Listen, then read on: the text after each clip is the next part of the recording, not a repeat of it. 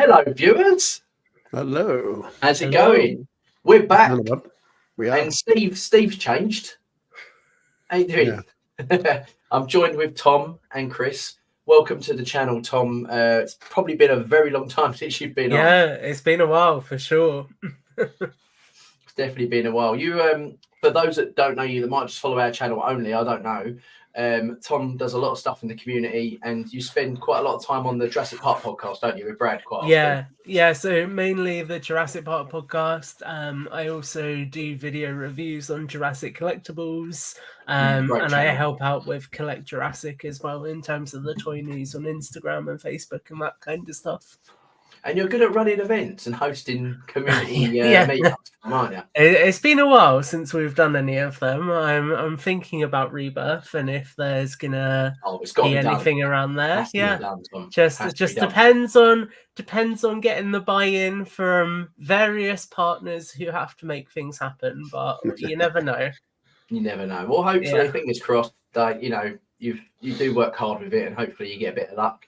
Because the last one sort of fell through, didn't it? With a lot of Natural History Museum and stuff. That would have been a really fun day, wouldn't it? Yeah, no, that would have been cool. It would have been fun to do something there, but there were a lot of different, shifting timelines on that one, which just made it really difficult. But I think, hopefully for Rebirth, if we can do something that's separate from anything else that's going on, it's kind of its own thing. I think that's the way I'd go with that. And I do have some people who have been helping put the feelers out and see what kind of numbers of people would potentially come to something. So it's useful to think about that. But we'll just see. We'll see what happens with the film really and go from there. Yeah, I'm so excited about it all. And I think it's going to be good because I just think the way it's sort of building up, it feels like it's something we've all wanted for a little while, Yeah, definitely. I think I'm conflicted about the fact that they're doing a lot of expansive world storytelling in Chaos Theory, and the synopsis for Rebirth is then very much shutting that world down and condensing the story again. Yeah, I know what you're saying with that. But I think we'll just see what it's like when we get there. And I think it's not going to bother me too much if the actual story is good. So that's the main thing. Absolutely. Chris, you all right? Yeah. Good. I was just saying, how you doing? You all right? Yeah. All right. Good. Just ready to chat. So viewers, obviously Steve's not here. He's not very well. Tom was already stepping in anyway. He was going to be our guest tonight. But yeah, we're just one less. Yeah. Mike is here in spirit. He's sent his thoughts that we will talk about as the show goes on. So the first topic is the characters of season 2.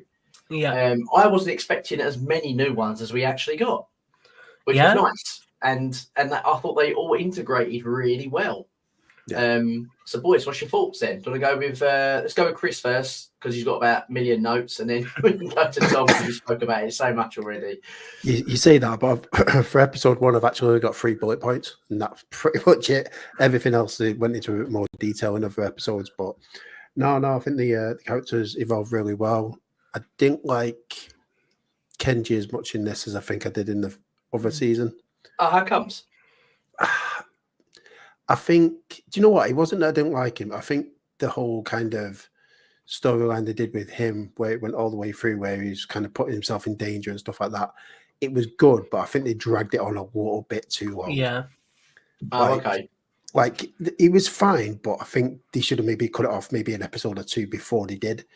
But yeah, other than that, I thought all the characters were really good. I like what they did with Brooklynn's character.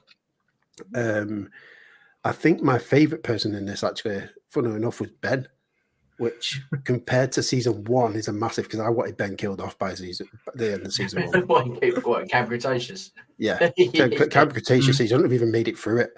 Should have been there in first episode. But yeah, overall, I was pretty happy with the characters. Tom?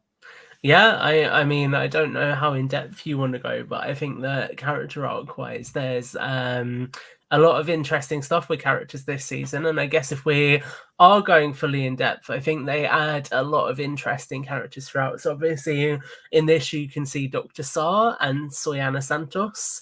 I think Soyana, a lot of us had kind of theorized might potentially be the broker. So it was cool seeing her and actually getting that background fleshed out a lot more, and especially with the fact that her mum had been in that dinosaur dig in Mongolia, which is a real life paleo dig that's quite well regarded within the paleontology community. Okay, interesting. That was a nice touch. Yeah, having that reference I thought was really cool, because it made it so she's not just a sort of black market character who is doing all of this illicit stuff. She's actually somebody with a proper connection to the dinosaurs. And then obviously Dr. Saar, I think his character is very similar to Henry Wu, but this is just, again, like a reinforcement of the fact that hubris is such a big part of the Jurassic films, and that actually these films exist because we have scientists who don't stop to think about whether they should do things. They just go for it. So I think he's quite a cool character, and I really like how with that character you have this conflict between scientific progress and artistic expression, and his whole idea that making things like the acoustic baryonyx is his way of expressing his art rather than focusing on the science. And that kind of conflict I think there is in so many Jurassic stories between having the scientific progress being like the thing that makes money compared to the actual wonder of these animals and the kind of art of them being the thing that would probably appeal to many of us anyway. I'm glad they've got out the habit of just putting the hand up in front of dinosaurs to control them.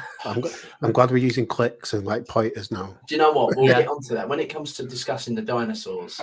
We'll get onto that because that's one of the best like additions I liked to the behavior traits of the Triceratops.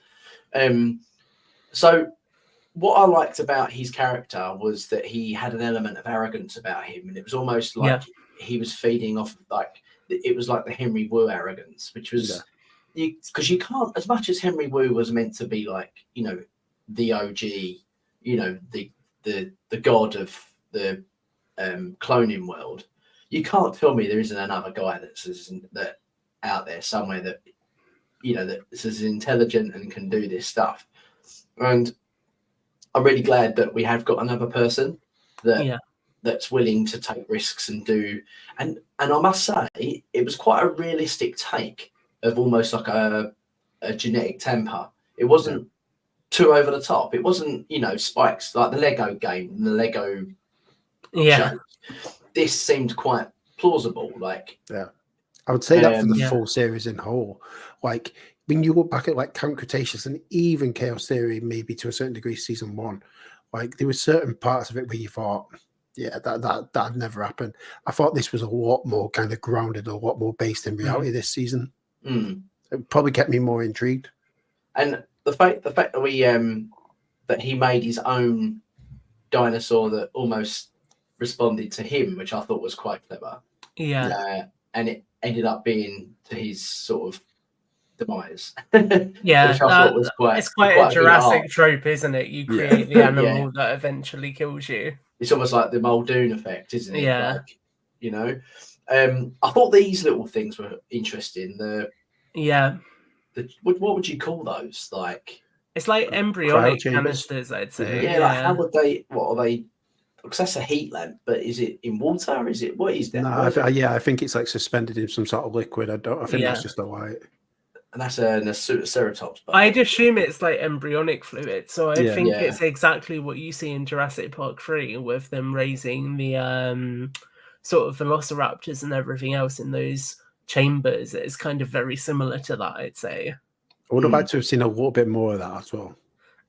But maybe they're keeping that for something else because there is more labs out there, so maybe we're going to see it again. Well, they destroyed this lab, didn't they? But there's more labs apparently like it in this. So. She says she's got a lot of other facilities. So we've got Siona Santos as well. So there she is. Now I predicted. I'm sure you guys did as well. We all predicted kind of that this is probably what who the broker was, but I'm not joking though. There was probably 10% of me were thinking it ain't going to be her because it's Camp Cretaceous, and they're just going to bring some random person in that who we wished it wasn't and wished it was her. And I'm so glad that they've done it. It's almost like they've actually got some balls for once and done it properly. This seems like it's done properly. Like the woman with the whistle, like Microbangs woman, like she come from nowhere. Like we don't know who that woman was. So I was thinking, who's this in season 1? Why is this not Siona? Like why is this random person doing it? Like now where is she all of a sudden? She's gone. So it kind of felt a bit strange, but I was so happy that we got her. It took me a little while to realise that it was actually her, because I was going to say, do you not think her character is hotter than she is in real life? Yes, in a weird way. Yeah, I've done her some justice here, but I like the actress though. Anyway, I think she's all right, but it's more of it doesn't exactly. I guess it doesn't exactly look like her. Do you know what I mean? So there's, but I was trying to work out her voice, because her voice is very English, Australian, isn't it? She's got a very posh, like Australian accent. It's very, very subtle. It's not very strong at all. So I had to sort of listen, and it was great that she came back and did the show for it. Yeah, brilliant, really. It was really cool seeing her again. I think there is. I was going to say there's the whole other element that we've not touched on as well, which is Zaina and Aminata. And I think that actually having characters who are a normal family as well is quite cool, because it goes back to Battle at Big Rock, which is actually people who are just caught up in the outbreak of dinosaurs in the world, kind of reacting to them and beginning to adjust to them being their norm. And I think it's quite cool how you see that, especially with Geba and the relationship with that Gallimimus, the idea that actually for them, just having that creature around on their kind of ranch is just part of normal everyday life now.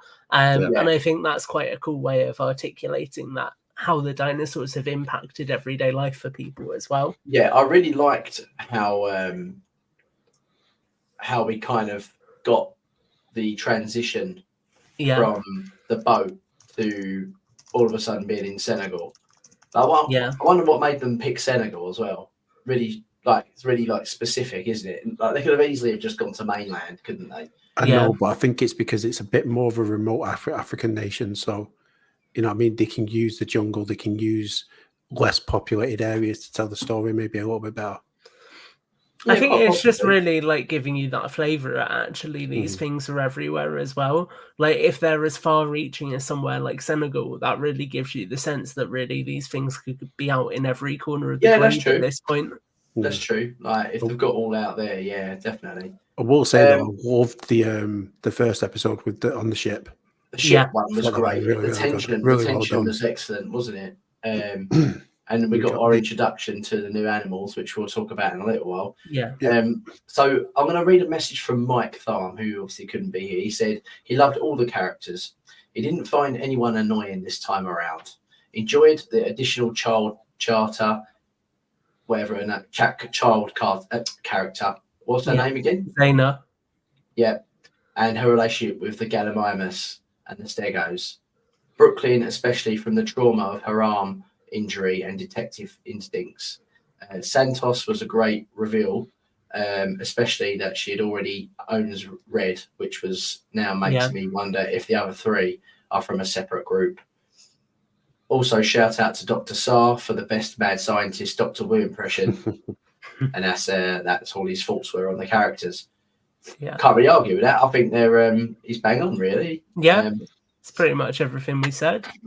The only thing I've got one issue I had with a character situation. It was when the mum and the daughter came riding on the back of the Stegosauruses. I knew that you were going to bring that up. That's the one scene that I think it puts the show from being like a solid 9 out of 10 down to like an 8 or a 7. It's like they couldn't help themselves. They had to put something stupid in it. I think you've just got to remember that at the end of the day, right, as much as we love talking about this show, and it's good that we're all getting stuff out of it and we feel like it's matured a lot more, but we're still not the main target demographic for it. So, of course, they're going to put stuff like that in there, because if you're a a child who sees something like that, Yeah, they he's just shouldn't going be. to They love shouldn't it. be for children. They should be adult only. They should be rated 18. It's still a kid show, so you're going to get stuff like that. The whole kind of Stego protecting them idea from the Suko, I get why they put it in again, but that was probably the only bit in the whole season I thought was a little bit far-fetched, that these Stegos would just sit there and protect them from the Suko. And I'm like, however, one of my notes is Suko's skin is sick. Yeah. Yeah, we'll get on to those in a minute. It's interesting because actually herding, like, there is a lot of evidence about herding dinosaurs protecting each other from obviously carnivores. So you could argue that that's kind of what they're representing here, which I think is a cool way to think about it. Like, I'd love to see that in a film at some point, right? Like a load of herbivores just herding together to stop something like a T-Rex attacking them. So absolutely. I hope that maybe that is a precursor for something like that. I hope if we do get one in a movie where this does happen, that we don't get phagomizers made of rubber. Yeah. Because that Suchomimus was 4 phagomizers to the belly and didn't get one piercing. Yeah. Yeah. Well, again, if we were TV rated R, maybe you would have got some intestines hanging out. Even a documentary would show it getting killed. There's 2 more. But yeah, anyway. The other characters' honourable mentions was the captain of the ship. Yeah, I haven't got an image of him, annoyingly. Forgot about that one. He had a good sort of opening episode. Almost not trusting his kids and almost coming across as a bit of a villain. Mm-hmm. And then later on he appeared and got took out by, was it Red? Yes. Yeah. Got chased down, didn't he? Yeah. I think it was Red. And obviously you had that guy as well, from the DLN. Yeah. Yeah. Oh, something. The dude with the masks on. Dinosaur Operation now. It's Ernest.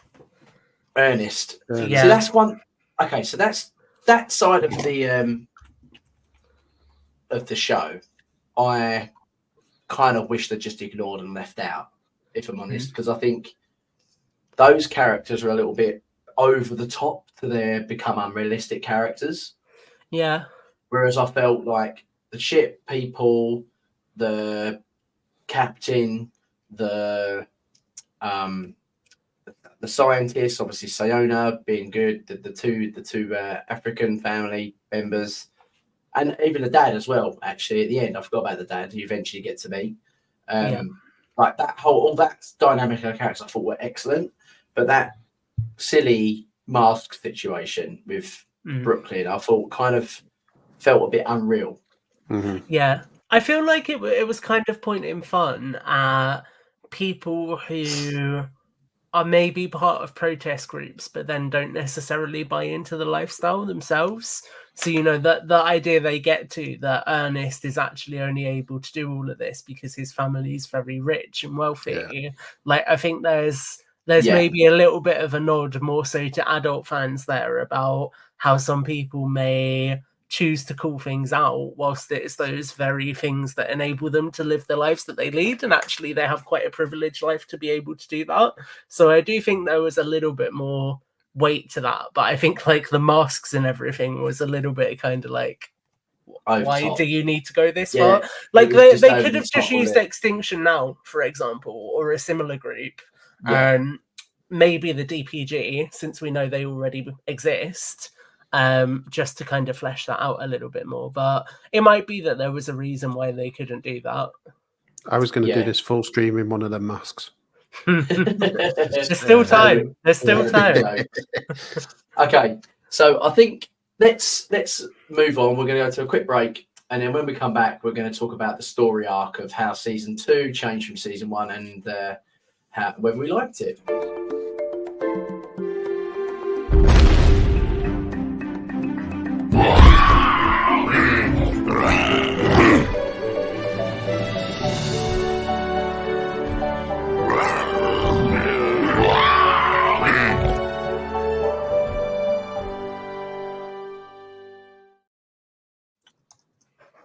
So, story arc. Let's take this off for a minute.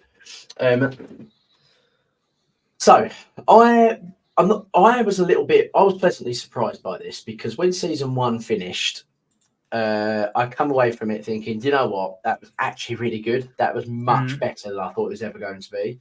And it was up there with some of the best moments. Like, I feel like the series as a whole, season 1, was on par with the very best moments of Camp Cretaceous as a whole. Yeah. So that's how much the standard went up and the quality. And that's visually as well. I'm talking about all over the place. And I think I just prefer these characters as adults as I do as kids. I just think they're just better. They're just better as written.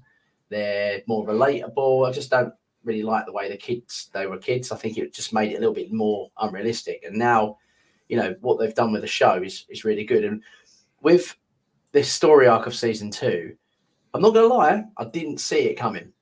I had a feeling that the boat was going to some sort of jungle aesthetic, but I was thinking more like, I thought, are we actually going to get sauna now, or something like that? They were going to go back to some ruins and past and stuff like that. I actually didn't want that, though. No, me neither. You didn't want that. No. So we kind of, to some degree, got the hint, like where they were going with it, but I never in a million years would have guessed Africa. Never in a million years.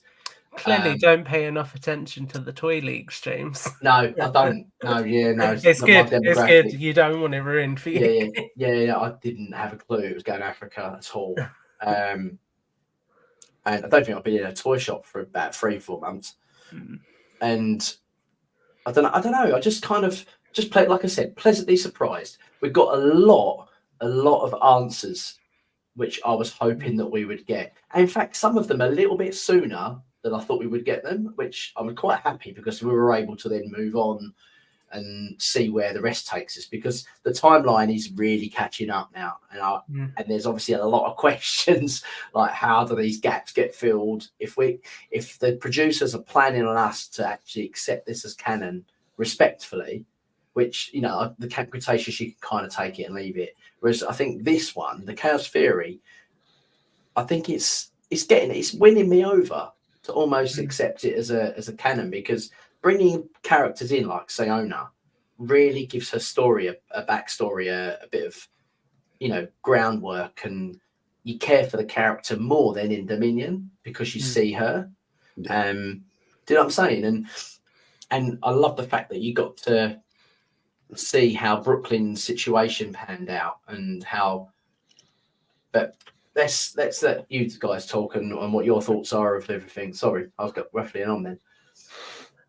Chris, do you want to go first again? No, if you popped on, you can go first on this one. Okay, so yeah, I mean, I think in terms of the story arc, it's interesting that it is really filling in that sort of narrative area between Fallen Kingdom and Dominion now. So obviously in Dominion you get Lewis Dodgson reference that he's worked with Sayana Santos before, and this is kind of really building up to that now and sort of taking us on that journey to understand exactly what happened before. How did that relationship with Biosyn form, and what are all of those sorts of different intricacies of that? And equally, how did the world get to the point it was in, where Biosyn were then able to come along and get the soul collection rights that we see they've got in Dominion? So I think it's quite interesting in terms of fleshing out all of those different dinosaur encounters, but also giving us a flavor for the fact that actually there's other people making dinosaurs. Like the reason why there's so many animals out there isn't necessarily just because the animals from Lockwood Manor have gone out and they've bred and that's happened over time. It really is a case of actually there's other people who are taking advantage of this situation and almost the smoke and mirrors that it's brought with it to really now experiment with this technology. Now it's fully out in the wild, and obviously let creatures out into the world, which I think for me does a lot of stuff that sort of makes me feel a lot more comfortable with, where the Jurassic universe is come Dominion, because that then perfectly explains why there's dinosaurs that we've never seen before, while there's other creatures, because actually this isn't just an in-gen game anymore. There's a lot more people doing this stuff. Yeah, I think it's that's the thing with this story. Is like it's they've got to be very careful how they deal with it, haven't they? Yeah. That's the thing. Like when it comes to any of like the stuff that, especially the stuff that kind of that could potentially link with the movie in any way, they've got to be really careful. And so far, I think they've done well. Yeah. Like I'm not like, for example, the only way I can sort of describe this is, can I picture Alan Grant and Dr. Malcolm in a universe where them kids from Camp Cretaceous were? And I'm like, I can't know, because it just seems so far away from anything that we know about any of the movies, especially the first three. It just doesn't remotely seem related to at all whatsoever. With this, can I see those two characters appearing in this sort of universe? Absolutely.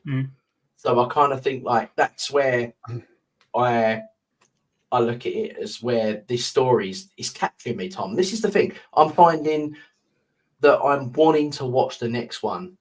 And, you know, you've got that constant cliffhanger type ending.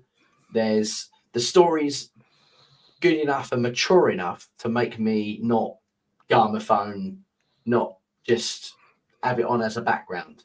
Do you know what I'm saying? Yeah. You I think everything.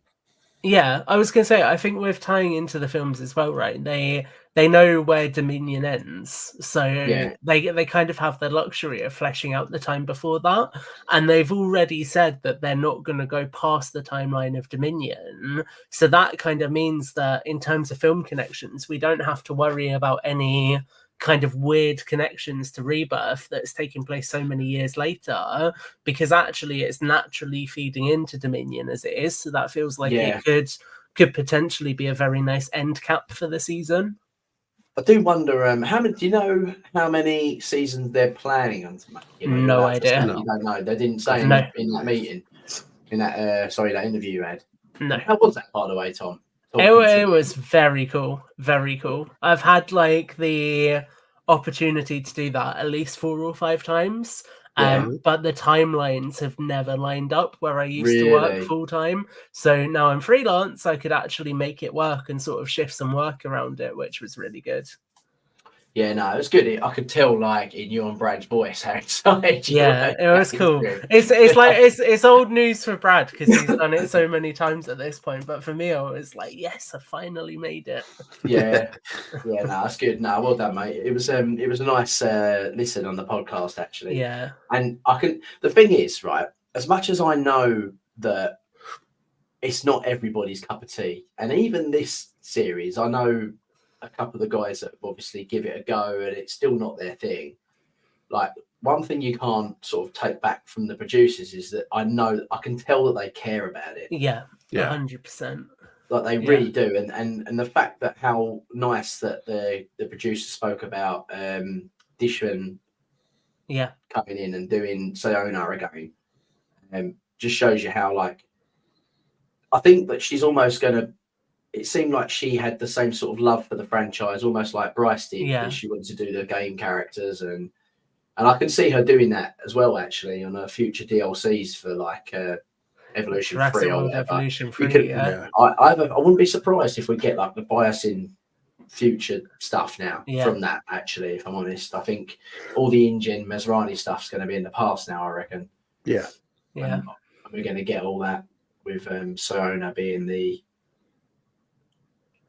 baddie, I guess, in it, sort of creating stuff. Well, it depends on what happens with Rebirth, though, right? Because they might just decide to double down on focusing the game on the Rebirth timeline, and then it could be very different to anything. It would make sense, like, but I'm happy for them to do what they did, because I wasn't a huge fan of Dominion. So, I mean, as long as it doesn't, like, pull all over it, to the point where it makes you not even want to bother watching it. I don't want that. I want them to, do it in a classy way. Yeah. They're going to change the story, sort of make it work. So it doesn't just completely retcon. Do you know what I mean? Yeah, 100%. So did you? Sorry, going to go back to Mike's text. He said that he liked the way that the sort of series had like the mystery. Yes. Yeah. The mystery a bit more. How did you guys find that element of it? Chris? I quite liked it. Like, as I say, like it was. I feel this, especially this season, has been totally different to anything we got in Camp Cretaceous. Not even just like in like it feeling like it's aiming at a bit of an older crowd. Like it didn't have as much of the kiddie stuff in it, I don't think, in this season. But I think the story arc going all the way through it was really good, and I think it kept my anticipation throughout every single episode. Like I think I binged it within 2 days. So did I. Literally over 2 nights, I think I sat there and do it. And I was kind of pausing it in between to take these notes as well, which I think was a bit overkill after thinking about it. But after reading all this, Foul to prepare to foul. Well, yeah. Well, I know the Monolophosaurus, that was actually episode 8. But yeah, I say really enjoyed the story arc. I really like what they did with Brooklyn. And I think that all the characters in general had a really, really good story arc. I even like what they did with Yaz and, oh my God, why can I not remember her name? Sammy. Because obviously they explained that relationship in the last season. And I feel in this season, they didn't have to explain anything. They just let it play out. Yeah, it seemed a lot more natural, didn't it? And that's the thing. It wasn't thrown in your face. It wasn't like we got it. We get it. That, they're a gay partnership, which is great. It's fine. There's no problem with that at all. Like, I think it's good. And I think actually Camp Cretaceous handled it really well as well. Yeah. Considering really the did. demographic of the time of like who the audience were, I thought they handled it quite well as well. Talking about a character demographic. If you're old enough to get it, you get it. If you're not old enough to get it, you won't get it. And I think that's perfect. That's all it's needed. It's the best way to do it, because then you can just get on with the storyline without it having to be a big deal. And it didn't impact the story. And if anything, it strengthened it. It added it to it because it was the extra fear she had for her for that reason. Absolutely. And it made the stuff between Darius and Kenji as well. Like the heat and stuff between those two. Yeah, the tension between both of them. Yeah. Like the arguing constantly all the way through it. I think Kenji was just angry at most people at some point in every episode. Ben for hiding stuff, and I loved Ben's story arc with the whole going off to like text and stuff like that. I found that really irritating though. Did you? Because if you're Ben, you're just gonna tell him, aren't you? Like, I felt it like frustrating. I liked it, but I felt it frustrating. I guess it's a tricky one though, isn't it? Because it's like I don't know what I would do in that situation, because I think thinking about his perspective, right? He's just seen a video.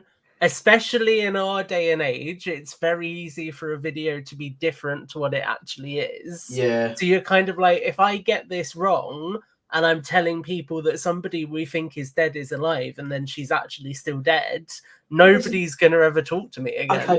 Okay. I will counter this, right?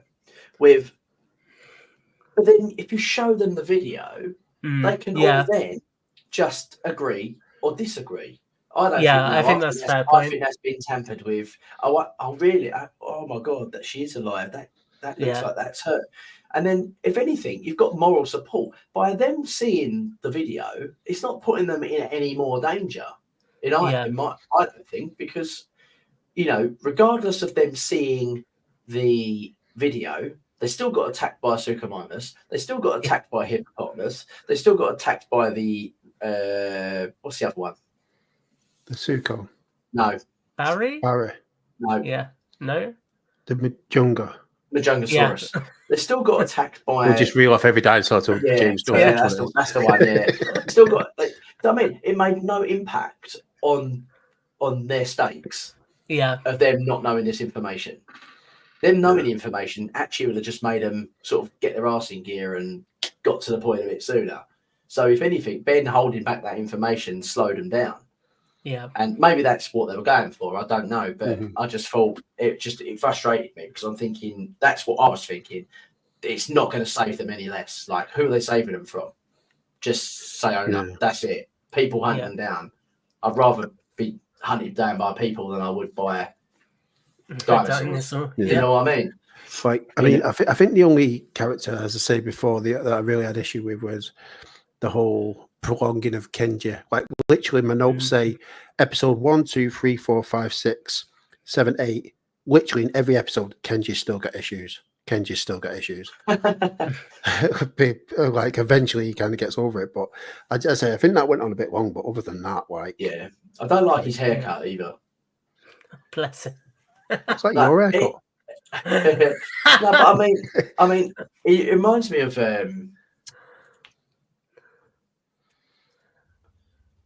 like Son. I always get very nervous when you're about to make a reference to something, James. You're on about Son from Tottenham. Son from plays for Spurs. Oh, I'm gonna have no clue. Are you not? No. Oh. I mean, I get why you say that. It reminds me of Son. Also, it could be construed as being a little bit racist, but it's like. Thank God I have no clue. No, it's just because it's just the way his hair is. Like, he's Asian. Yeah, I get his hair. Yeah. Kenji's Asian, isn't he? Mm-hmm. Yeah, so it's not exactly racist, whereabouts is in it? Asia. Kenji's is Asian. So Tom's looking at Son from Tottenham. Literally. S-O-N. Heung-min Son. I mean, yeah. He's got the same hairstyle. Similar. Whereas I thought, like, beforehand, he had like this proper cool little like quiff flick thing, and he's gone back to like some weird haircut. Lego hair. But yeah, no, anyway, get back to the point. Way off topic. So the story arc of season 2 is interesting, and it ends on a very interesting point of where the characters eventually get to see Brooklyn. Yes. Finally, she's alive, and they're faced with that actual reality. And I get why Kenji is furious with Ben. I get that because, you know, if it's someone like that I'm in love with, I get that. I don't think he's betrayed him. I think it's more of just the fact that why would you not tell me? Like, what? Yeah, exactly. Like, what? Like, it's not necessarily, you know, Ben trying to keep it a secret so Kenji doesn't find out. I think it's more of. I think it's the lack of empathy, isn't it? Because he took that a bit personally. Kenji, like that is somebody that he's been in a relationship with. Obviously, he's going to care if that person is still alive, and he's probably still mourning as well. Yeah. Like, you'd want to know if your mum or your dad or your brother or anyone was still alive that you loved, wouldn't you? And yeah, exactly. So I get his anger a bit, but I also think that he needs to not take it personally. Like, they're all in the same boat. Yeah, one character we haven't mentioned actually is, I don't think we have anyway, the Brooklyn's friend at is it DPG? Yes, Ronnie. Yeah. Ronnie. Oh, yeah, the lady, the one that was with Darius. Yeah. That's a cool. Yeah, it was cool that she had a little bit of a backstory. Yeah. Interesting one as well. Yeah, I also like the whole Brooklyn and Darius confession of love, awkwardness. That was quite a cool little scene on the bench. I did like that. Yeah, it added some cool tension between their characters, and I liked how they with Ronnie as well. They brought Jensen back for a scene with him breaking into the house as well. Yeah, because that was just quite a cool way of saying, okay, clearly there's people in the DPW who weren't connected to this, and Ronnie's one of them. And it also actually does a really cool thing that I wasn't expecting it to do, which is explains why it's the US Fish and Wildlife Service looking after the dinosaurs in Dominion, and that's because they say that the DPW got disbanded after Cabrera was uncovered. So I thought that was just a nice added connection that they didn't need to make, but they did. Very subtle one as well, because it's like you said, it's like, I remember on your spoiler-free review, yes, you were saying how many of the story elements get sort of resolved. Yeah, exactly. You find out lots of, and I had that was playing on my mind the whole time I was watching this, Tom, actually. And I was thinking, Tom said some things get so, and then we found out about Brooklyn, and I was like, yes. And let's talk about, actually, I was about to say that was so good, knowing like all the backstory about how that actually went down. Is that class as a story? Yeah, it is. I guess it is. Yeah. Before we move on to the dinosaurs, Brooklyn's story of how she got injured. I'm so glad it wasn't Allosaurus. Like, I'm so glad, because the whole time I thought she got taken out by an Allosaurus and she only lost an arm. I was just like, they're stupid. Like, what? That's never going to be the case. We've seen about 4 people be like eaten and taken out by Allosauruses in the last 2 movies. That surely she didn't get away with an arm being bitten off. Yeah. And that, how it got healed, and how she was helped to get healed with Robbie and stuff like that. Like, it was such a good kind of way to tell that story. Yeah. And you know, another thing I liked about this series is it showed the struggles of people with disabilities. Yeah. And it showed how she kind of had to learn to have this new arm, and she'd do things out of habit and then realise she hasn't got her arm there now. Yeah. And I thought that was really nice, obviously, because there are probably people, you know, children and adults that go through these amputations and things that have to deal with similar things in real life. And I thought that was a great little bit of story that they added.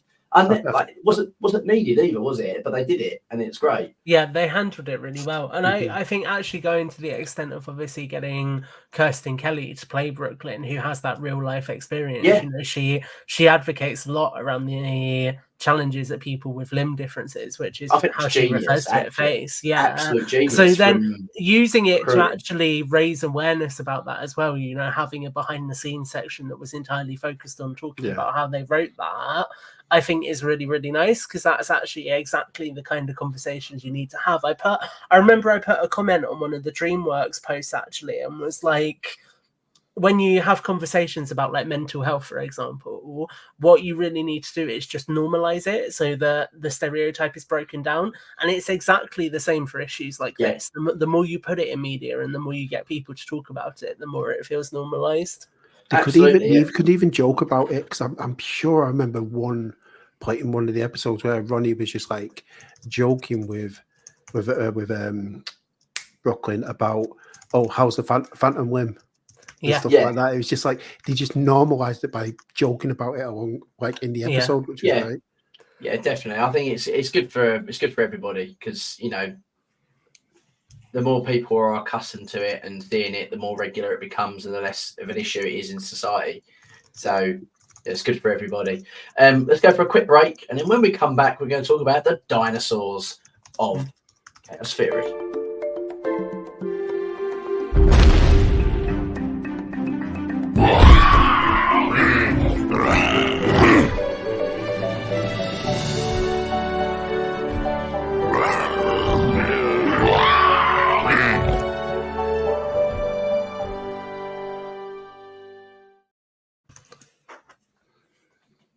Okay, so dinosaurs. What the show's really all about. What we're here for. What we're actually here for, yeah. So let's talk about this. Let's get cracking with this one. Yes. Probably one of my favourite additions. Into it. Yeah. Probably my favourite addition to any of the animation. I liked the E750. Yeah. However, I felt it got a bit shoehorned in. Yeah. Mm-hmm.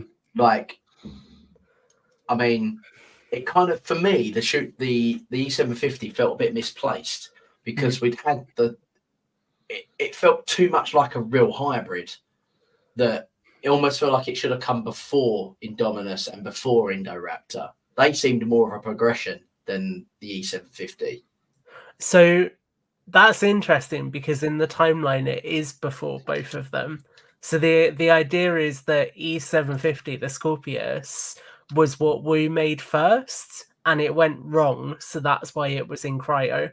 So he made that, it went wrong, and then he made the Indominus after that. Okay, but then it came out after, right? Oh yeah, so you're saying is in the actual order of the films, right? So Yes. you feel like we should. Yeah, I've got you. Yeah. Yeah. I think it's clear that it's something that they retroactively worked into it, which is why you don't get it in the right order, right? Because they probably thought we want to do a hybrid, but we can't say that the Indominus went wrong, and then they made another one. So we've got to find a way to do this that still places it before that moment in the timeline. Or you don't, or pretend it don't exist if you don't class it as Yeah. canon. Which is always a lot easier. But yeah, no, I think this is very well done. Yeah, and I think it's a small, very, very small tamper with the genetic code of no eyes, but it's heightened its other senses, which I think was brilliant because it also made the Atrociraptors more interesting as well because of the ability that it gave Red. So, what was your first thoughts when you saw this? I'm happy to jump in again. I'll say that I genuinely, when I was watching the screeners, I sat down and kind of shouted at my screen at this point because I was like, that is actually so cool to see them doing something which almost feels very akin to some of the other franchise sort of elements that we've seen in other films. So when you look at things like Alien Romulus, for example, you have the whole sequence with the face huggers and the noise. If you look at Quiet Place, you have, again, noise with the Death Angels. So this whole idea that actually a lot of other films have done this, playing with other senses that aren't necessarily visual really, really well. And then Jurassic to do it in this fashion with a genetically augmented animal kind of really nicely builds on what you've had hints of before, because you get the Indoraptor in Fallen Kingdom using echolocation. So you kind of get a sense of, maybe when they're experimenting with these genetics, these animals have got heightened senses in different capacities. But to get it fully, where you have this animal that just doesn't have eyes, is incredible. And I think that the cinematography. Oh, he's gone. The cinematography. Just keep Tom, come back, Tom. No. Oh, well, while we're waiting for Tom. I think he was going to say the cinematography was great. Yeah. The way they played it. But we'll get to that back. Go on, Chris. We're getting back. When I first saw it, I was kind of like, oh, not another white dinosaur. And they're just shoving this in for it to look like a bit of an Indominus. However, love it. Absolutely love this dino. And I think, going to be a bold statement, but I think it's my favorite dinosaur they've added to the franchise since the original trilogy. Oh, really? Yeah. It's a bold statement, but it's a good, it's a fair one. Like, I really like it. I like what they've done. Really well done with the look of it. I like what they've done with, like you said, with the extra senses and being blind. Yeah, like really, really, really good, to the point where I actually put a wallpaper of it on my PC. Loved it. What I will say is I've also been watching Marvel's Daredevils, so it kind of went with that, with the extra senses and being blind. So yeah, really enjoyed this dinosaur. I hope we see it again at some point. I don't think we'll ever see it in a movie, but no. But let's see. I don't believe it's alive anymore. Didn't they blow the factory up with it inside? We didn't technically see it die though. Well, if you're gonna go with that, then no, we didn't see it. But yeah, you got to believe that it did. Yeah. But do you think this is the only dinosaur that's been made like this? That's been made like that. Like, I think it was this. It was this. Yeah, it was more like his pet, wasn't it? Yeah. Like, that guy was a bit of a douche. He fed like the workers to it and everything. And what did you think about the clicking? I liked the clicking. Did you? I didn't think it was better than the whole Indominus and the Raptors in Jurassic World. I didn't think it was better than that. You know, the bit when they're like each other, and then all of a sudden they're like. But it did do that, didn't it? It did talk to the raptor later on. It did, yeah. but but I think that it did it in a way that made it. It was a bit more organic compared to the one in Jurassic. Well, it was just mimicry, wasn't it? Like there's birds that do that. What bird is it called? There's a bird in Australia. I can't remember. It mimics. No. It's a. What's it called? Can't remember the name of it. I'll have to look it up. There's a bird in Australia that copies the sounds of the rainforest, and it copies like the sounds of phone shutters, like camera clickers, and chainsaws. Yeah, it's really, really. Lyrebird, I think it's called. Oh yeah, I've heard of that. It's really, really, it's amazing, and some animals have that ability to do it. Now, obviously, there's no backstory as to what animals are part of this Triceratops that gives them that ability, but it just adds the intelligence level of them just being able to communicate. And I like the fact that it was trying to test out to see what it was, and it was like, then it went. I like how they did the fake death as well of the Doctor. When it follows him into the black hole in the arena, and you think, oh, he's dead. Yes. And then he appears later on. That was a brilliant bit of storytelling. Yeah, I actually thought he died then. That surprised me that he didn't. Yeah, well, I actually wrote in my notes. He dies, walks into the black hole, and then dies. But I then had to delete it later on when he reappeared. Oh, really? Yeah, but really good dance. I really liked it. I thought it was really scary as well for the kids to see something like that, especially when all the lights went out. Yeah. No, it was a really good, and I like the fact the scene here with the crate as well. That was quite cool. Well, now, tell me this: would you preferred them to show you, like when it all did go black and they turned the lights off? Would you prefer to see a view, a bit like Daredevil, where you can see what the dinosaur's seeing, like not in its eyes but in its senses? Yeah, of course. I wouldn't say no to that. Almost like a echolocation. That's the only thing I think was missing from that scene that I would have liked to have seen, but I don't think it took away anything from it. No, it didn't. It wasn't needed at all. Like it didn't. It wasn't needed at all to understand what was going on. No. Chris Eshu. Mike says, I enjoyed the coloration of the Suco with the anaconda patterning. Wasn't a fan of the Majungasaurus, but glad to see it was being included in the franchise. The Blind Barry was interesting, but I feel like this was heavily inspired by A Quiet Place. Can see where it's coming from. It Quiet Place is a good film, and I love it. So yeah, I'm happy with that. I like the look of the Majungasaurus. I thought it was maybe a bit stocky, but I didn't enjoy it. Was massive. It was massively oversized. Yeah. Like the actual physical look of it, like how it looked, I enjoyed. I just thought it was too bulky and too big. Yeah, I think they should have. It should have been more of like the size of probably smaller than an Allosaurus. Actually, that made that look big. Allosaurus looked the size of an Allosaurus. Hey, he's back. There he is. Jurassic Horror Hopefully. says. Yeah, which you need dinosaur scent creature in Jurassic World Rebirth? Hybrid dinosaurs, mutant dinosaurs, or both? Neither, actually. Yeah. No mutants, no hybrids, normal dinosaurs that we like and we loved as kids. That's all I want. I don't need it. Dinosaurs are wow enough, as Owen said.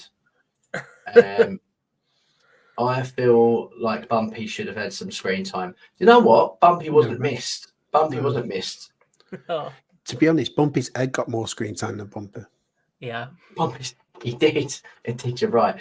Tom, you were saying about cinematography. Yes, so I was saying you can see it exactly in this screenshot. The fact that it really lingers on the idea that the eyes are just shadowed. So you kind of think there's going to be something there for ages. And then the eventual reveal when it steps into the light and you're like, oh, there's just nothing there whatsoever, was so cool. And I remember thinking I was really surprised that they'd done that in a show that was specifically made for younger fans. Like, I just thought that to be willing to do that in this show clearly showed that they wanted to be a lot more mature this time around, which was cool. Yeah. Definitely. So we get to see Red. Red is like this. We don't see any of the other Atrociraptors in this series. I don't believe. This seems. Oh, we do in one scene actually when they attack. When they attack Brooklyn. But Red is ironically this one was my favourite one of the promotional stuff for Dominion. Yeah. And we don't really get to see anything from Red at all in the film, other than it's normally mainly is it Tiger, and also Tiger. Ghost, and Ghost. Ghost seem to be they're the main ones, aren't they? Where they're chasing Chris Pratt. So it's good to see Red get some screen time, and it's cool that she's like Siona's pet, I guess, isn't she? Yeah. Is it she? I'm pretty sure it's she. Yeah, Swerve will have something to say about that because I know that they changed the gender of one of the Atrociraptors between Dominion and this, but I can't remember which one it was specifically. I wouldn't even noticed. I don't know. And if someone go around the park and pull up with Atrospirits, I just think that the design of these and the behaviour, I think, has been it's been much better than the films. The films were just like loose cannons, weren't they? Just firing at all sorts of things and missing.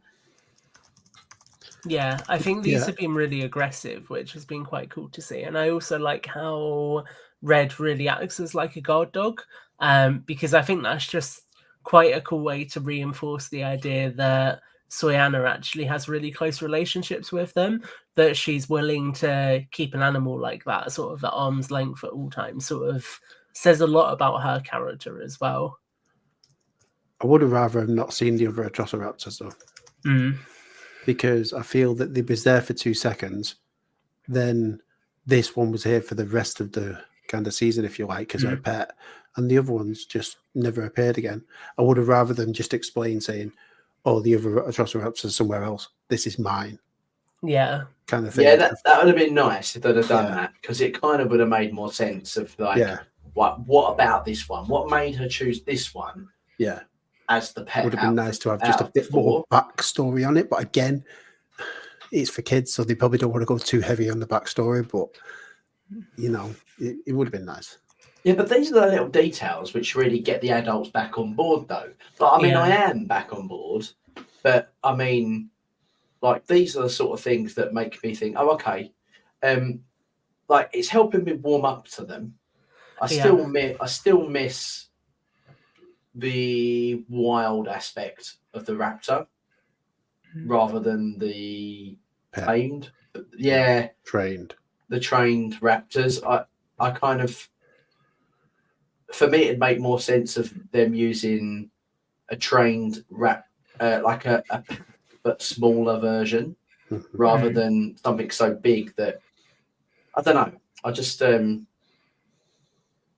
we might, to be fair, I think we're still going to get more information about the Atrocities. Like, if we get a 3rd season, I would not be surprised if we see them all reunited and they explain where, like, the handler factors into the story, because obviously she's a different character, and a little bit more about that dynamic. I imagine they'd want to wrap that up. So I think there's a lot of opportunity for us to get a bit more insight into them as we go. Whoa, Jack, he's in the house. How's it going, mate? While we're on the Atrociraptors, go on. Obviously, one of them was the one that took Brooklyn's arm. Was that Ghost who did it? Yes, it was Ghost. Was it Ghost? Yeah. I've put in Ghost with a question mark. I couldn't remember which one did it, but yeah. Ghost is pretty cool. Ghost had a really good scene in the last series. Yeah. With the big like close up running towards the screen. I thought yeah, excellent. I know we're still on dinosaurs there as well, but I've got a note in there to say that Brooklyn dyed her hair by accident. I thought that was quite a cool little thing that the purple went in there as an accident, and then later on she kind of got rid of it. I kind of like that. So yeah, I do like this Atrociraptor though. I'm glad they kind of kept it as kind of her pet all the way through it. Now, kind of the interesting things going, I think we're going to get more Atrociraptors in season 3, right? I'm not worried about that. I'm not worried about how we're going to get a lot more Siona. We're going to link this into the Malta now. I think that's where it's going to go, and we'll talk about that when we talk about season 3. But with this new movie, I'm really, I guess it's a concern purely down to continuity, really, that we're not going to get any sort of resolved story regarding Siona's character. Because I think we've got 2 series now of Chaos Theory, we're going to have a third. I don't know if there's going to be a 4th. I'm not sure whether we'll have the time between that and the new film. But I think, like, we're going to need some sort of closure of her character somehow. Hmm. I wonder if season 3 will stretch past Dominion or not. I don't know. It won't. Scott's come out and said in an interview that Universal said that they can't go past the Dominion timeline. So I think we'll maybe get hints as to where she could have gone when she eluded the CIA. But apart from that, I don't think we'll get anything more than that. Which, I mean, to be fair, I don't have a problem with, because I think actually, if this show gives us a flavour of the kind of assets that this character has access to, then it's kind of fun to think that whatever happens in Rebirth, she might still be out there somewhere making more dinosaurs or doing something else. I mean, that's fine. Yeah, I get that. As long because this new film's meant to have a time-year gap, isn't it? 5 years, and the dinosaurs are meant to be dying out. I don't know. That's a very like that's the one thing that I've got hanging over my sort of worries is how they're going to handle this new Siona situation, because it was made with intent in Dominion, and I don't think they knew post Dominion they were going to go the way they've done it. Yeah, no, 100%. I think if Dominion got a better reception, they would have carried on with the Kayla Watts storyline, they would have carried on with the Ramsey storyline, and I think they would have carried on with Siona's storyline, because and even the Maisie one when it comes to her, but because it was so sort of not received well. They've got this in the bag, James. They did Dominion perfectly. They've got it in the bag. It's fine. I don't know. But anyway, moving on. Next dinosaur, Monolithosaurus. Yeah. It's Monolithosaurus, isn't it? Yeah. Like the design of these, I did in Camp Cretaceous as well. Glad to see they're back. I thought they were quite good characters, actually, and a lot more ferocious than I thought they would be when I saw them. Now, when you saw them, did you say that's a Monolithosaurus, or did you say, is it a Proceratosaurus? No, I didn't say it's a Proceratosaurus. Not a Proceratosaurus. What's the other one I'm thinking of? Dilo? No. Well, I don't know. I can't remember. There was another dinosaur. When I thought of it, I was thinking that was James thinking. No. Herrerasaurus. No, because we had Monolithosaurus, didn't we, in Camp Cretaceous? Yeah. I think they look a lot better here. Yeah, I think they do. But then I think that you think they've upped the visual. So the model of these has always looked really good, because I remember, I think in Evolution 2, I think they would have just used the asset from Camp Cretaceous, because when you look at the model in that game, it looks exactly like it does in the show, which says a lot about how good the model was in that show. I don't know why, but just those latter dinosaurs that were added just had a massive textural uplift. Yeah, I think the dinosaurs and the visual effects in this series have been superb. Like they're as close, like looking at that, they're as close as to what CGI you're going to get in an animated show. I believe, anyway. Yeah, no, like the more real life they look, the less animation it is. So it's just like you got to have some sort of element of it, haven't you? Otherwise, then the people end up standing out as being like very generic compared to the wildlife. So they've got to go inside together. I like the behaviour of the Monolithosaurus. I like the fact that they're really just angry. They're almost like velociraptors. Yeah. They kind of came across as velociraptors in Camp Cretaceous, because we didn't really get the raptors, did we? At all. No. It was all about the Indominus Rex, the T-Rex, and the herbivores a lot of the time. Yeah, I we think had didn't we this. get like a blue cameo in one episode? Yeah, and that was we it? saw some blue, Yeah. and we didn't really didn't see any of the Raptor squad at all, other than that scene in the enclosure. And then after that, obviously the timeline didn't work, so they wouldn't have been there. They'd been killed by the Indominus at that point. But the Monolophosauruses were kind of attacked the big high-rise building in the middle of Isla Nublar that no one's ever seen before. Yeah. Kenji's dad's place. Yeah. Kenji's dad's place. And their behaviour was very Velociraptor, and which is great. But then I just think, why have they just not used the Velociraptors? Like, why did they make a new dinosaur just to do that? The job of a Velociraptor. I get that, but it's a cool dino to put in.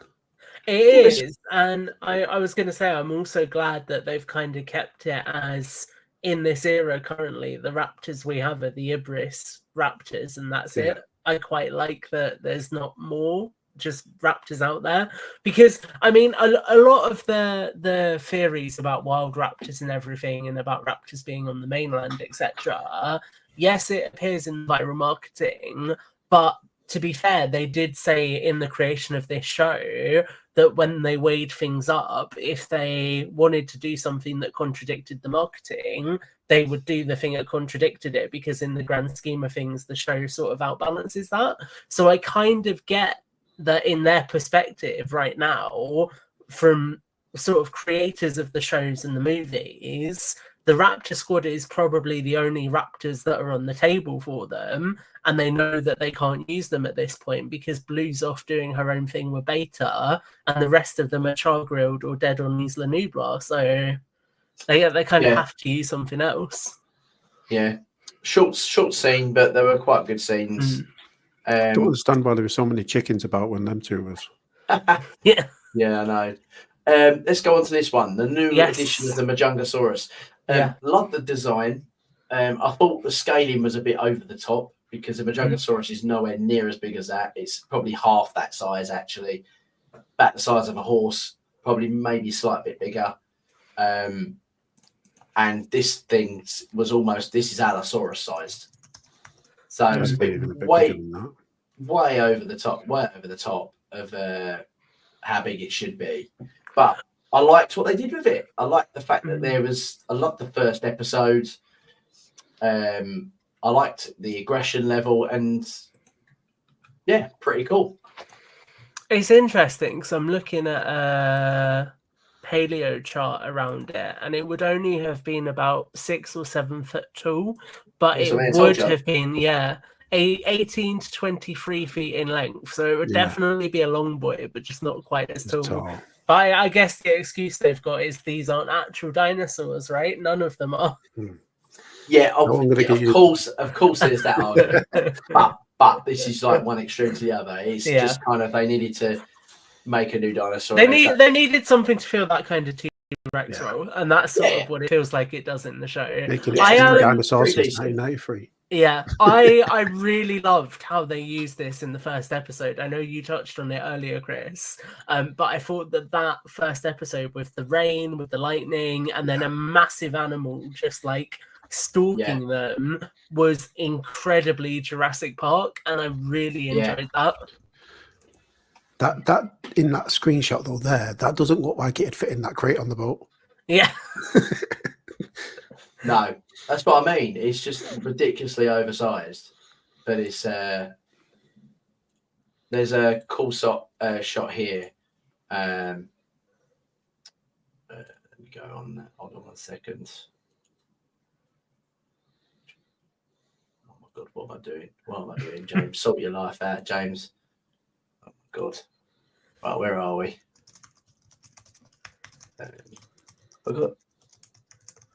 No, I haven't got it. I'll try and find it. But yeah, no, there was I think the way they shot everything on that boat was excellent.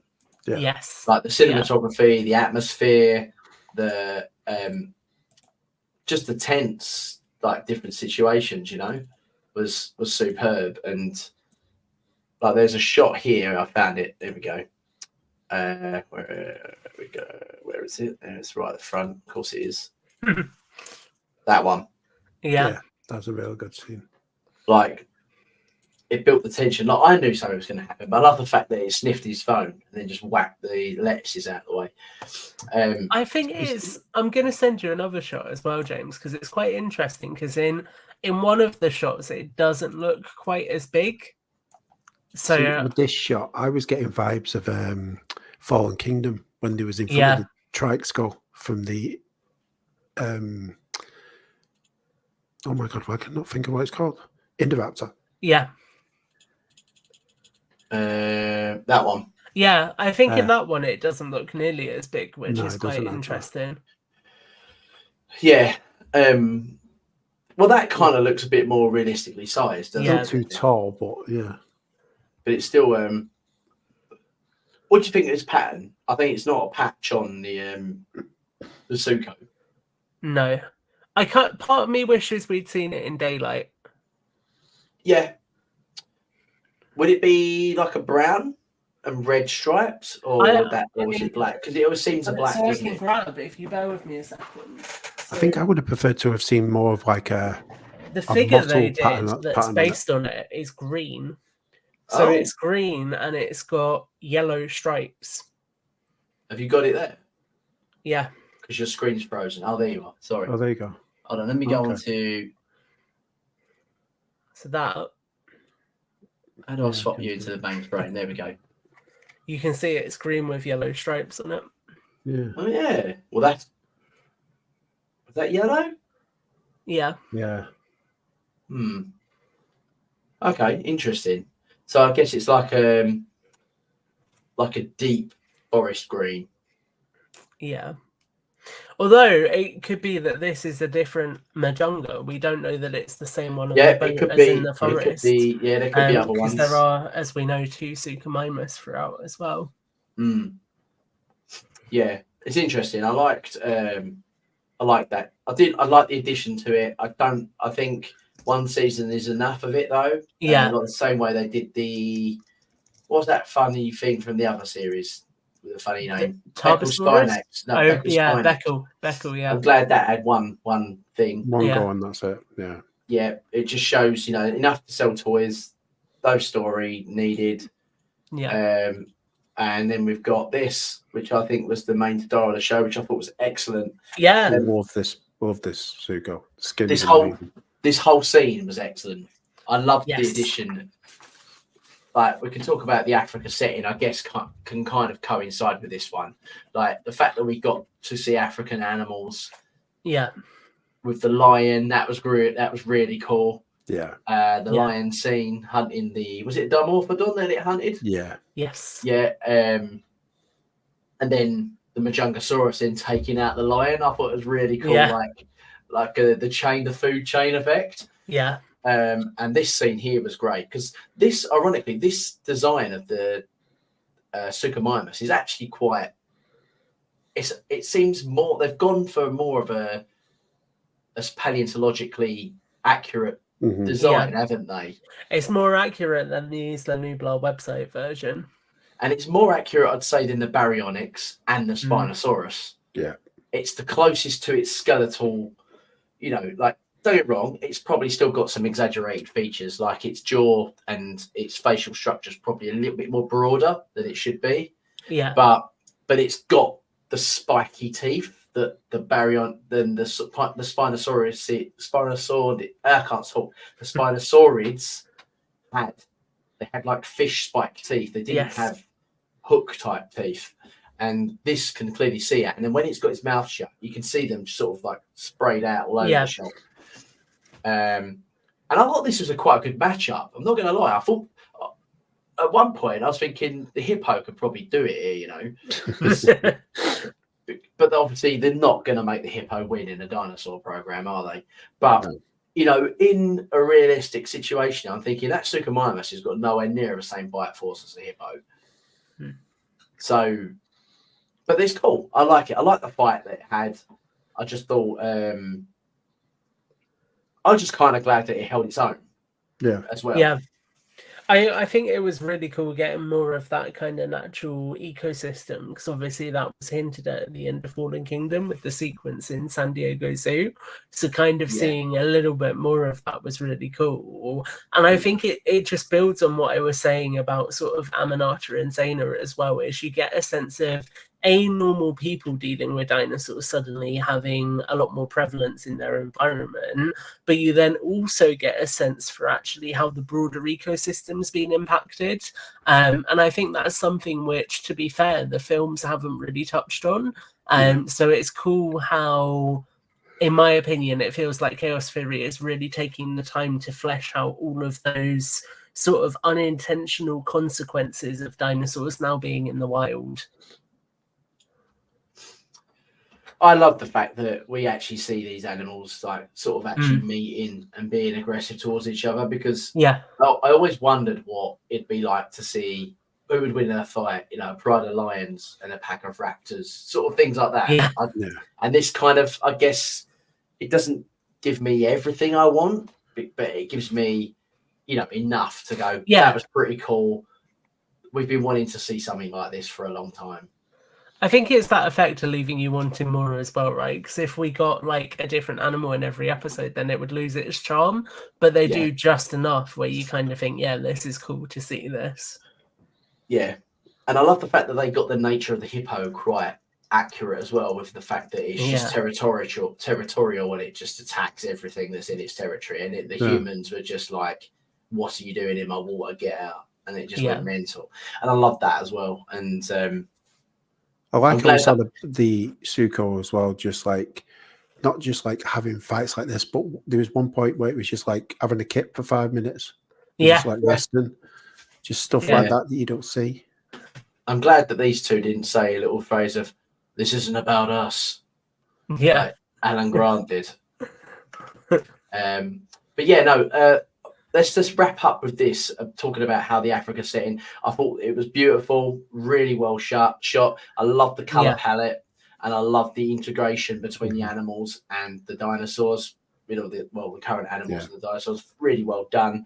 Lots of atmosphere. And I think. Go on. Just to wrap my thoughts up, and I thought it was excellently done, and I was very pleasantly surprised.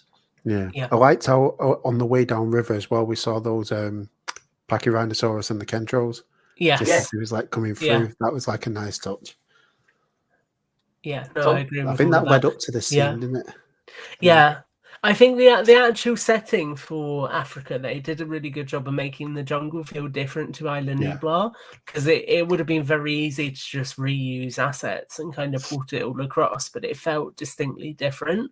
And I think also I like how the laboratory here, and it's not really Africa per se, because I'm talking more about the lab environment, but I love how that feels so ramshackle and sort of makeshift. So you've seen like the top end of these labs with the InGen facilities on Isla Nublar, right? And now you're seeing the complete opposite end, which is somebody just doing dinosaurs in a makeshift facility as underneath a farm. I just think that kind of contrast was quite cool here as well. Absolutely.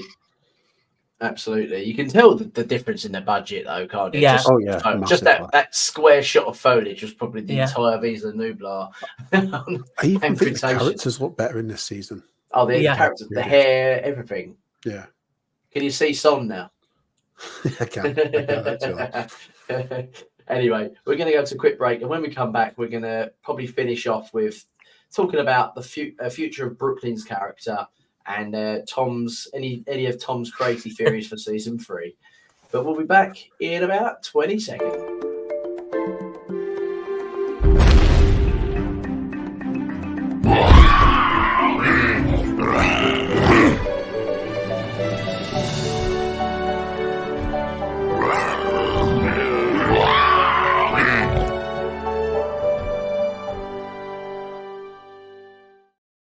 Before we start, Tom, do you like my break ads? I do, yeah. Got a lot of Stiggy. Yeah, we love Stiggy. So let's go to Brooklyn's character. I've even got a picture of Brooklyn. I don't think I have, actually. Where is she? I think I had her in the she's in the Santos area. background, isn't she? In with Doctor. There. Yeah, just about. Yeah. That's just about acceptable, James. There you go. Right, Brooklyn. Brooklyn's character. Yeah. So, how's what's happening with her? Like, Not much, really. No, I really liked Brooklyn in Chaos Theory. Camp Cretaceous. I actually thought she was one of the best characters. And then I started to like her because I like the fact that she was like willing to, do stuff. Like she wanted to get stuff done. And then all of a sudden, she's turned into a bit of a douche, isn't she?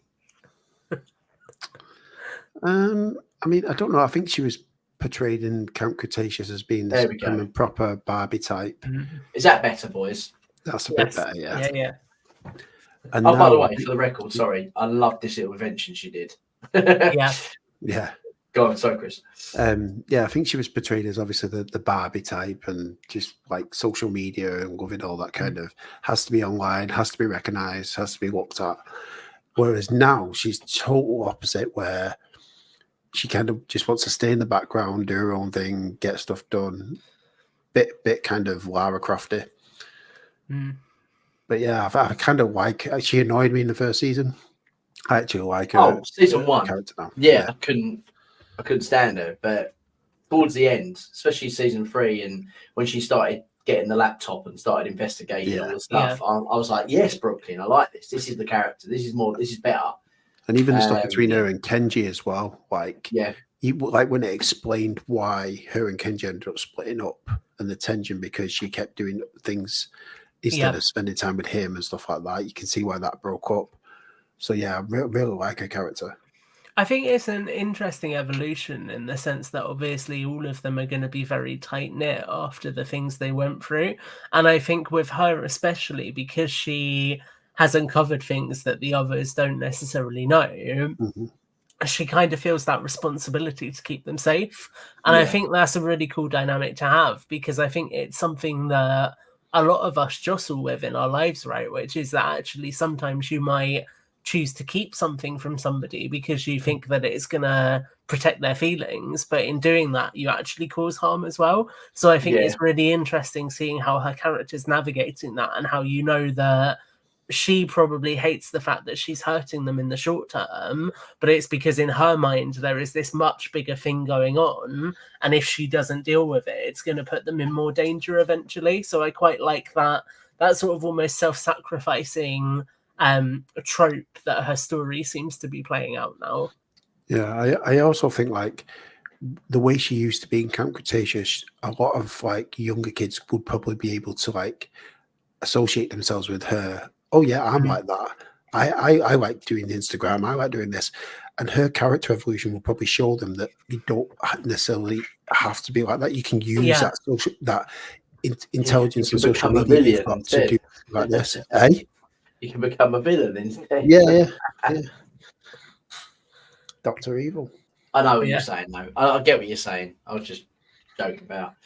But yeah, you don't, because obviously social media is such a big thing and influences so many kids now as well. They all want to grow up being a YouTuber, but there's more to it as well. If you've got a brain in your head, you can actually do other things as well. Yeah.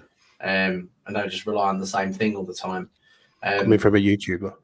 Hey, I do this as a hobby, not as a living. There's my counteracting to that. So Brooklyn's character, I'm glad we got some answers, which we've already gone over and said. Like, I'm glad we got the incident with the arm. I'm glad we got some sort of justification as to how she sort of survived that situation, and we see it pan out as well from her perspective, as well, which was good. Like, I actually like the relationship she's building with Siona. Yeah, but it's an interesting dynamic. Definitely is, but it's just I just have a slight fear that she just doesn't get explained as to what happens after this season 3, and like where the hell this whole bunch of people just disappear off the face of the earth to. I feel by the end of the season, she's come to, instead of fear her, she's come to respect her. a little Yeah. bit. Yeah, Like I see that. with her business sense and how she's come up to be who she is. I don't think she necessarily respects what she does, but I think as a person and a woman, she respects her. She what's can she doing now, understand then? it. Yeah. So what's happening now then? They got on the plane. They met up. You know, they got to each other on the runway, didn't they? Yeah. Yeah. Well, James, I'm gonna blow your mind here, my friend. And you know that saying I always say to Brad, but we see the CIA investigating Soyana and Dominion, right? They have to have found out about her somehow. So presumably, whatever Brooklyn does next is going to be what triggers the CIA to then go to Malta. Right. Okay. So. Okay, go on. Go a bit more into that. What made you lead into that? Because we know that she's gathering evidence, so she wants to get evidence to take it to the authorities. And the fact that the Dangerous Species Division are then looking into Soyana suggests to me that she would have raised the flag with them. She's got Ronnie. Ronnie potentially would have connections with the Dangerous Species Division. So it makes sense in my mind that she gets enough evidence to be able to say, look, there's this person I know who has got access to these quite deadly animals. She's got atrociraptors. You need to do something about it. And then the Dangerous Species Division are like, okay, actually, we need to do this. Because remember, although they were at the market, they weren't actually there to bust to the black market. They were there specifically tracking Soyana. Okay. So it puts a bit more backstory to that situation. Yeah. Okay, I'm really happy with that. I think that makes sense to me. Like, it's a very, very, very strong link. Did you say this to... I feel like I don't think I mentioned it to Scott when we spoke to him. Scott, that's his name. I was going to say, like, because it'd be interesting to know how his reaction would have been. Yeah. Like, whether he'd have been like, well, you never know. Was his eye twitching? Yeah. Because, like, if there's any route that this plausibly would take, like, Tom, I think you're bang on there. Yeah. Like, if it's... You know, are we going to get Barry brought into this? It would be cool to see. I'd like to see Barry as an animated character, because obviously Owen and Claire are doing what they're doing at this point. They're in the cabin. Yeah, I don't want to see. They're in hiding, aren't they? Yeah, they're in hiding. So I don't expect to see any of those guys. But Barry, absolutely, and I'd even like to see Lowry. Yeah. Because I doubt we would, but I'd like to. No, I don't think we would. There's no reason for it to appear at all. I'm just saying, like, he was. To be fair, he was the DSD though. So yeah, they're the sort of characters that could make a little cameo. Yeah, him and Vivian. Like, imagine if him and Vivian are in a room and they're all connected, right, with the CIA. Yeah. So there's no reason why they can't get this information and then send it out to Barry, and then we get her meet up with Barry in Malta and tell him about the situation. And I don't know. I'm just saying, like, I think it would be cool. I think my question is, my biggest question is how, like, what makes her decide to step away from Soyana, or is she still involved with her? Because I think the thing that becomes an issue then, if they do go down that pathway, is where Dodgson factors into things and how this presumably unfolds as the thing that he didn't like last time. Like, is it just a case of something as simple as actually she goes to do a trade somewhere else that's not Malta, so something goes wrong, and then that's what prompts Brooklyn to go to the CIA? Okay, let's go on to this Tom's season 3 theorist, because I think he's kind of like segueing into it anyway. Brooklyn's future. She's going to go with Siona. Let's summarize. She's going to go with Siona, and a lot of stuff's going to happen in Malta. Are we all agreed? Agreed. Yeah. Agreed. Right. Let's go on to Tom's theory. I do want to add to that. I don't think we're going to see Malta though. Okay. So I think it will connect to it, but I don't think we'll see it. I think it's setting it up to happen in Dominion. I think it'll get a mention, but we won't see it. Okay, so going into season 3 theories, I think how this is going to work. So we've got what? Do any of you two know what that conversation was that Dodgson had on the phone? He basically just says to her, like, I don't like what happened last time. Mhm. And you sure it's her? that's kind of the extent of it. Yeah, it's to Soyana. I think I've got that in my notes. Yeah. Okay, what's he referring to? He's literally just saying, I didn't like what happened last time. So clearly there's something that happened before. What I would bet, because when you think about the framing of the world, right, by Dominion, people don't know that Biosin's bad.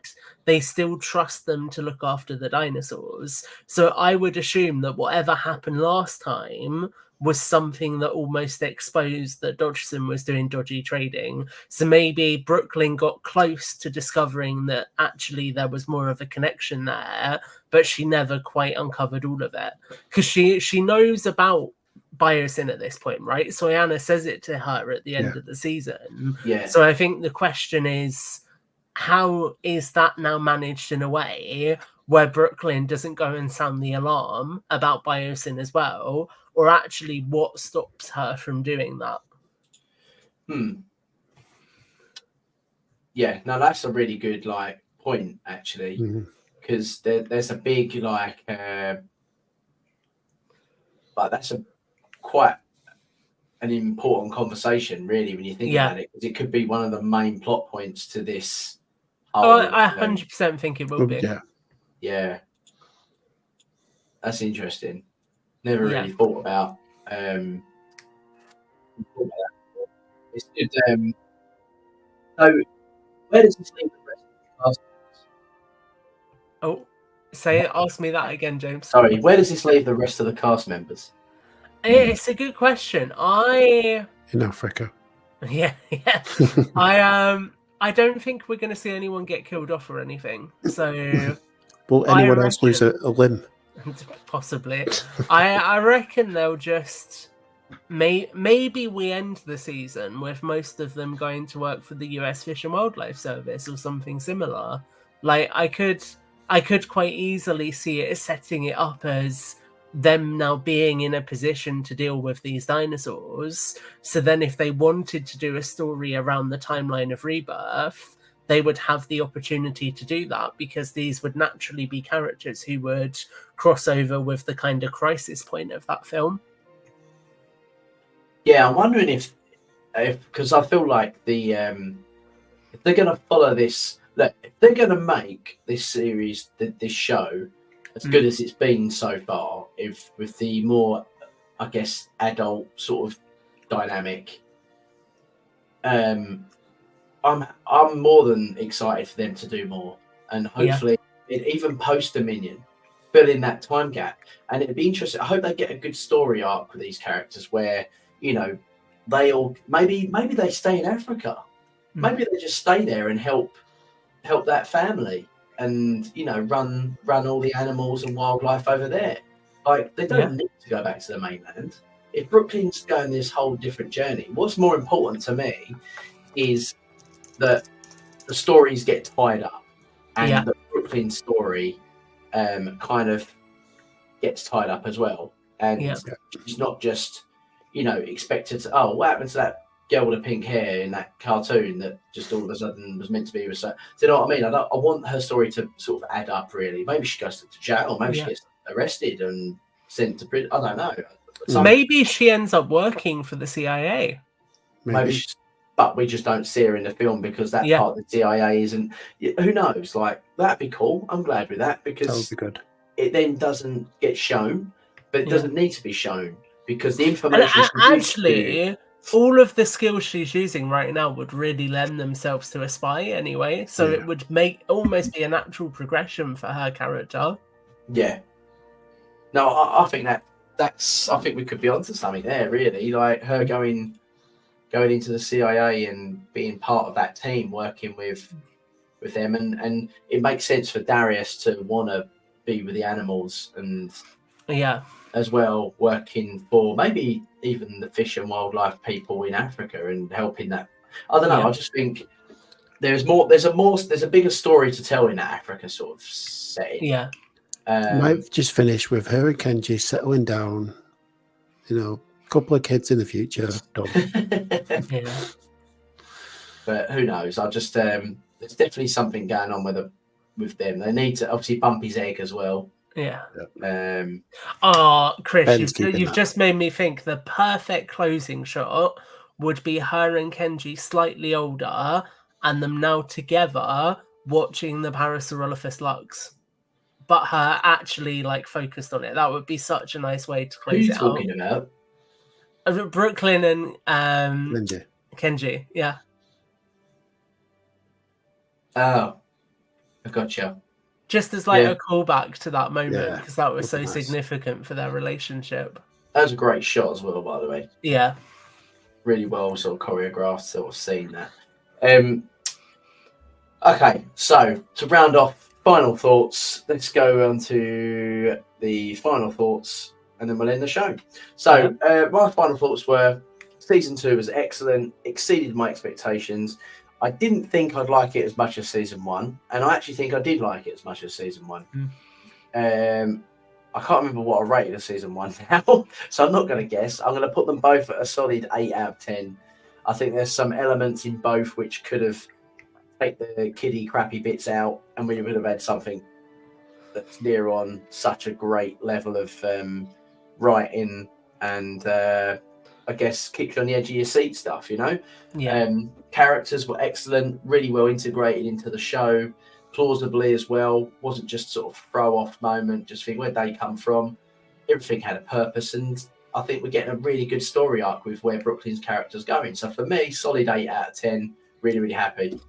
Yeah, pretty much everything you said as well. I thought it was better than season 1, even though I enjoyed season 1. Looking forward to season 3. Looking forward to seeing where they take Brooklyn's story.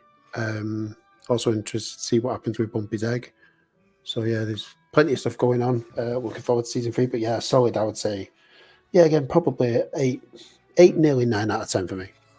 I'm not going to rate it. I'm just going to leave you with 4 words. Roll on season 3. Hey, that's a good one. I'm just going to finish off an extra thing just from Mike. He said it was nice change of scenery being in the Africa setting. Great to see how the dinosaurs and other prehistoric reptiles are interacting with the nature of wildlife.